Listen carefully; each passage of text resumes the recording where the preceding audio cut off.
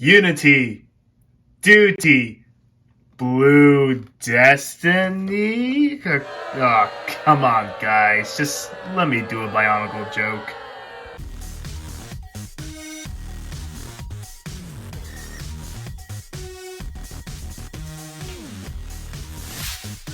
Come to think of it, I think it would be better if I used the Destiny Gundam rather than the Blue Destiny. Anyways, how's it going, guys? It is Plastic Disasta, and today I am going to do the review of the high-grade Universal Century Blue Destiny Unit 1. Now, just to give you a little heads up, before you buy it, there are two different ones. This is the 2017 one, which I guess you could say is the most recent, and there is the old one. Well, how do I know? Well, if you look at the bottom left corner, it'll just show you what year it's made. I guess you can call this one a revive. Backstory of this mobile suit, well, it is from a side story called Mobile Suit Gundam Side Story The Blue Destiny. Now, there is the game version, which came out back in the 90s, and I never played it, and there is a manga of the story, which I never read. But I am sort of familiar with the pilot and how this mobile suit works. Moving on with the review, on the box art, we see the Blue Destiny activating the exam mode, whipping out the beam saber, and we have the E3 custom in the background.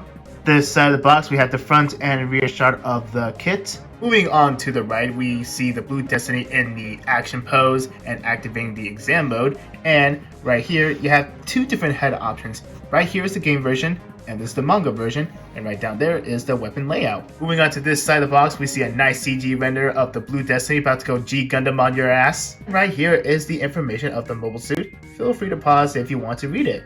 So inside the box, we are greeted with 4 bags of runners and a manual. So look at the cover of the manual. Here is the Blue Destiny all painted up. Looking inside the manual, it looks like we only have a few crossed out parts.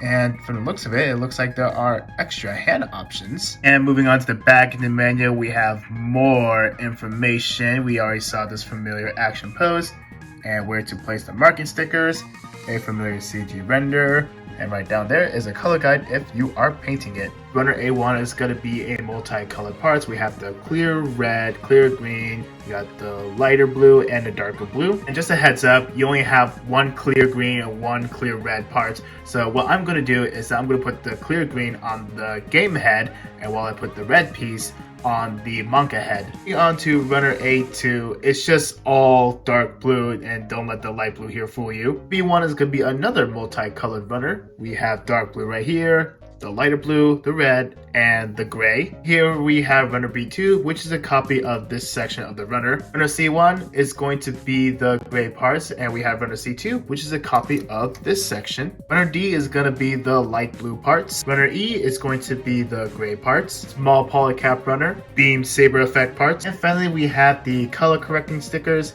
and the marking stickers. So that about wraps up the unboxing portion, and it looks like there's a lot of parts for a standard size mobile suit. But hey, who am I kidding? I'm excited to put this together, and I'll see you guys after the build. And here is the Blue Destiny all put together, and I have to say, for the building experience, I quite enjoyed it. And something I forgot to tell you earlier in the video, I think it took some parts from the HGUC ground GM, and what I mean by some parts, I mean like the joint parts, like the elbow bends, the knee bends, and the ab crunch. So nub marks, this one's on me because some of these nub marks are shown pretty badly because the sanding stick I used was pretty worn out. So before I move on to sticker placement, remember I told you earlier in the video that you have the choice of either putting the red piece, which is the exam version, or the green piece, which is the normal version, on either head. So keep in mind, red goes with red, green goes with green. These stickers goes on the manga head, and these stickers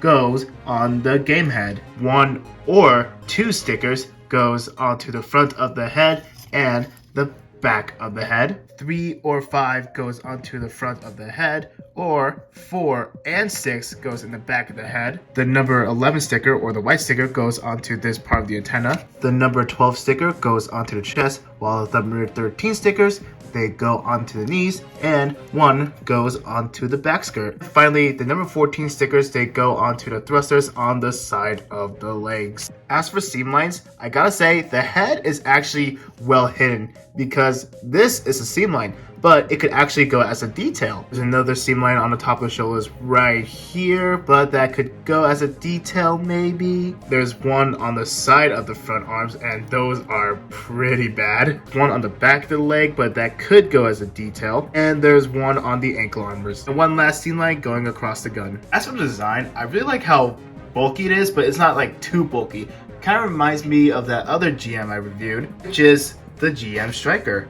I know these two are completely different designs, but you know what I mean. That's about it for the out-of-box presentation. I'm going to work on this kit right now, and I'll see you guys right after that. And with a little bit of effort, here is the Blue Destiny Unit 1 all painted up. And just an FYI, if you are going to do some detail paint, make sure the feet and the backpack is painted gray, because out of the box, it was dark blue. Some of the tricky areas, especially the red triangles, if you're patient and you're careful, I'm sure it will look great. As for me, let's just say I did the best I could. Moving on with accessories, as you can see, he has two of the weapon holding hands, and you also have an open palm hand for the left side. You already saw the game design for the head. You have this 100mm machine gun. The stock can fold out. There is a secondary handle that can flip out, and one cool thing, it has removable ammo clip. I know it's a little bit of a struggle, but here it is, and for stop motion enthusiasts, you're gonna have a fun time doing this. There's also an extra ammo magazine, one on each side skirt. Next up, you have the shield, this gray part right here. I did paint that, and if you want to make it stand, flip this part out, and you can place it on the ground, and boom, it's standing. Of course, it is a shield, it has a peg, you can store on each arm, and it does rotate, and if you want to, you can actually pull this out, and if you store it on the arm, it makes it look like a jabbing weapon. And this is how it looks. Except you have two beam saber effect parts, and the question is, where is the handle? They are hidden in the legs. Basically pull the beam saber handle out, put the beam saber effect part in, and plug it on the hand, and you know the rest. Finally, you have two of these twisted parts for the backpack. What are these for exactly? Well, they are for the exam mode. Just a heads up, you are going to do a little bit of part swapping if you want to turn this to the exam mode. To round up the accessories, I know it should be enough, but you do have other hand options, but there is a difference. Let's take a look at these open palm hands. The one on the right is for the Blue Destiny, and if you look at the tip of the fingers, it's round, while right here, it's more square. Well, that's because these are for the ground GM. Right, so that's about it for the accessories. Let's turn him into the exam mode. You might want to switch the head because the exam mode is the red visor. Pull out this part of the backpack so you can replace it with the thrusters, just like that. Pull out this part of the shoulder. Now, just a heads up, it is a bit loose, but with top coat, I think it can make it a little tighter. Moving down to legs, you might want to take this part out so you can make it a little easier for you, and pull this part out, and see it's tight right here. You're going to go from the top to the bottom, just like so, and you're going to put this piece back, and finally you're going to do the same thing for the other side. Here's how it looks in the exam mode. Well, to be honest, it's not really that noticeable, but I think I'm going to display them like this once I'm done with this review. Moving on to the articulation, the head is on a ball joint, and I think the neck is on some sort of like swinging mechanism if you like push it back like that. Shoulder is on a ball joint, and you can also swing upwards, and the arm can swing even further up like that. Bicep swivel, double bend on the elbow. Wrist is on a ball joint. Well, actually it's on a double ball joint. The ab is on a ball joint. It could do an ab crunch ever so slightly. It can move back a little bit. Front skirt can move up that far. Side skirt can move out that far, and it can also rotate. The back skirt, of course, fixed position. As for the hips, it can swing side to side. Leg can kick up this far. Not too bad. Can move back that far, and it can do the full splits, but the side skirt kind of hinders it. If you move it to the side, yep, it can do the full splits. Double bend at the knee. The feet, it could swing up this far, could swing back that far, and it's also on a ball joint down there.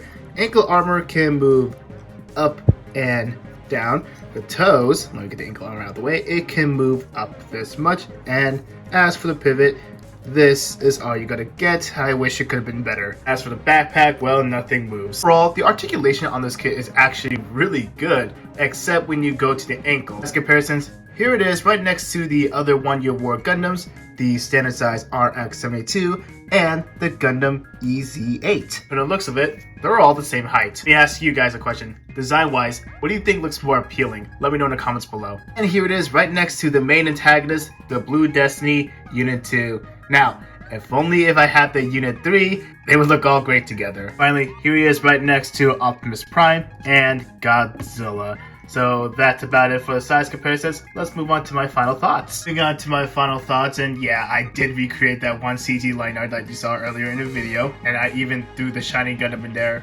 because why not? So anyways, overall, it is a really good kit. Just to point the negatives out of the way, even though the out-of-box presentation is a bit lacking, but once you put a little bit of effort in, put the decals in there, it's gonna look great. And as for weapons, yeah, sure, it does look like it's Grunt mobile suit weapon loadout, and yeah, I wish it could come with another accessory, maybe a bazooka, but on the good side, it still has great details, good articulation, and it also shows love with the manga and the game version. If you're a fan of Universal Century or One Year War mobile suits, I'd say pick this kit up. You will not be disappointed. So that about wraps up the review. I want to say thank you guys so much for watching. If you're new here, want to see more content like this, hit the subscribe button. Any questions, concerns, comment down below, leave a like if you want, and I'll see you guys in the next video. Also, thank you guys for helping me reach 50 subscribers. Never thought I made it this far. And here's to another 50.